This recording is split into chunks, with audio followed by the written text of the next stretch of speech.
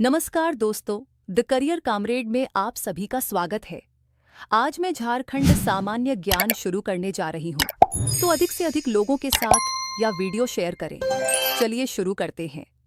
हम सभी का पहला अध्याय झारखंड की जनजातियां से शुरू करने जा रहे हैं, जिसमें सबसे पहले हम संथाल जनजाति से शुरू कर रहे हैं।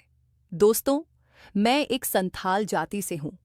आज मैं अपने बारे में वही बताने जा रही हूँ जो किताबों में लिखा है, जो परीक्षाओं में पूछा जाता है और जो हमारी असली पहचान है।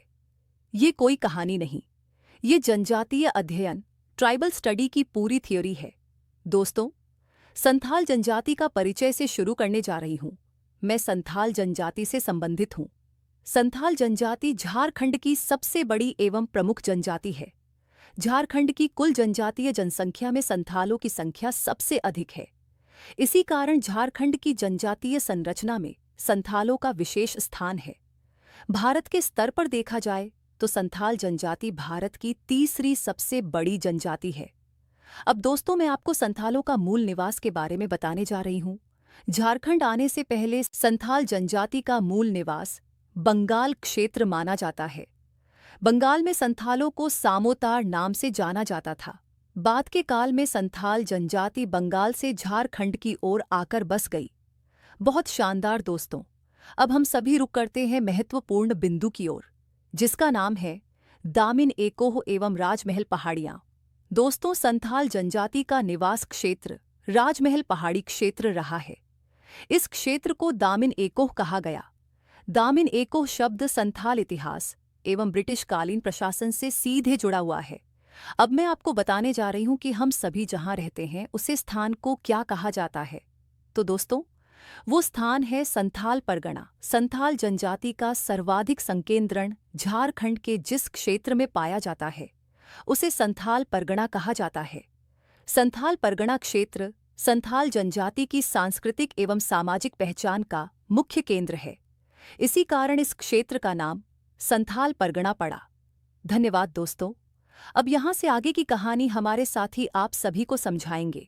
बहुत बहुत धन्यवाद ऋचा। दोस्तों, मैं भी एक संथाली हूं और आगे की कहानी मैं आपको बताने वाला हूं। झारखंड में संथालों का वितरण किस प्रकार से हुआ, इस पर चर्चा करते हैं। संथाल जनजाति केवल संथाल परगना तक सीमित नहीं है।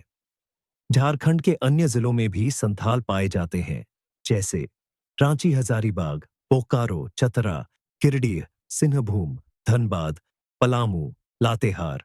बहुत सही दोस्तों। अब आगे हम हमारे नस्लीय वर्गीकरण पर नजर डालते हैं।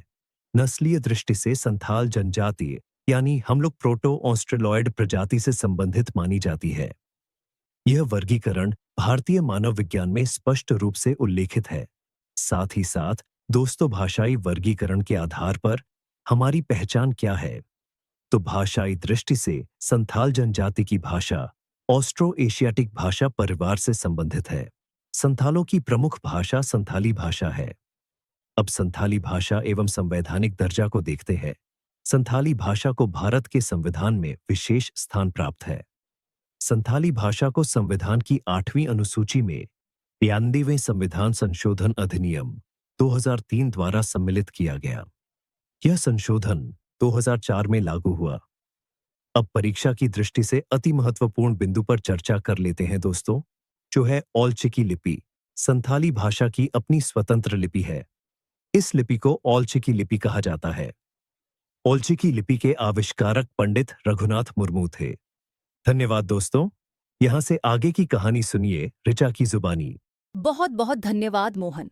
दोस्तों, अब मैं आपको संथाल समाज की संरचना, हड व्यवस्था की ओर लेकर चलती हूँ।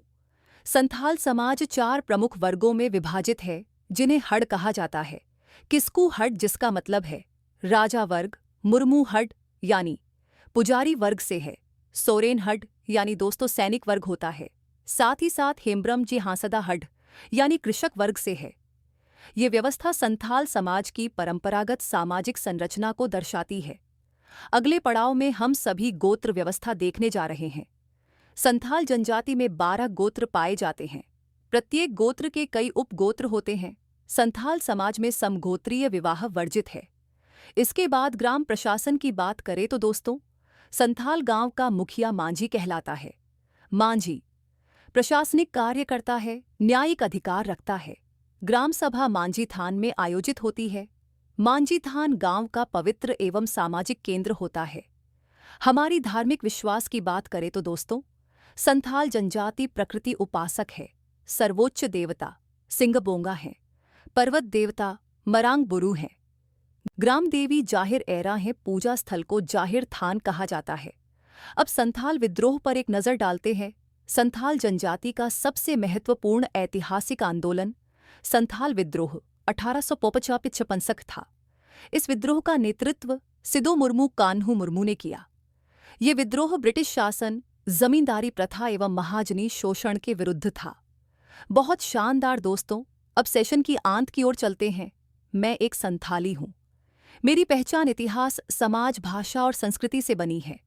जो कुछ मैंने बताया वही किताबों में लिखा है, वही परीक्षा में पूछा जाता है। तो आप अधिक से अधिक दोस्तों के साथ शेयर करें, साथ ही चैनल को लाइक, सब्सक्राइब करना ना भूलें। धन्यवाद दोस्तों। The Career Comrade presents mathematics, reasoning, English, general awareness, general science and current affairs classes for UPSC, SSSC, banking, railway and any others government exam.